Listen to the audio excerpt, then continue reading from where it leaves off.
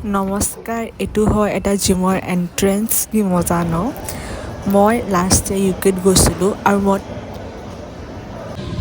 আৰু তাৰ জিমৰ এক্সপিৰিয়েঞ্চ বহুত ভাল হয়। এয়া মই আৰু মোৰ বাৰ আমি দুজনীয়ে ডেডলিফ্ট কৰি আছোঁ।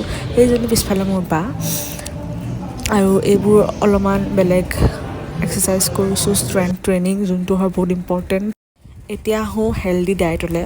ভাবি লওক আপোনালোকে ক'বলৈ কাৰোবাৰ ঘৰলৈ 2-3 মাহ কাৰণে ফুৰিবলৈ গৈছে, তেতিয়া আপোনালোকে খানাটো কি খাব লাগে ট্ৰাই কৰিব কি আপোনালোকে প্ৰ'টিনছ চবতছে মেইন খোৱাত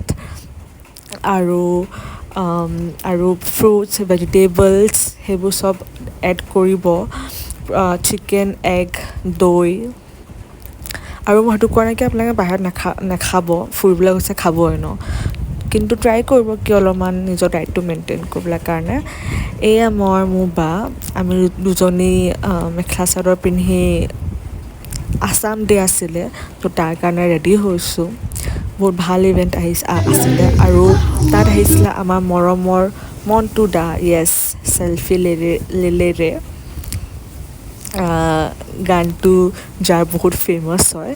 বহুত ভাল লাগিলে ইভেণ্টটো, বা আৰু মই বহুত এনজয় কৰিলোঁ আৰু মোৰ বাই ইমান ডান্স কৰিছে। চ' সেইটো আছিলে এইটো ভিডিঅ'টো লাষ্ট ইয়েৰ আছিলে, কিন্তু মই ভাবিলোঁ কি এনেই দেখাই দিওঁ আৰু ন সেইটো আৰু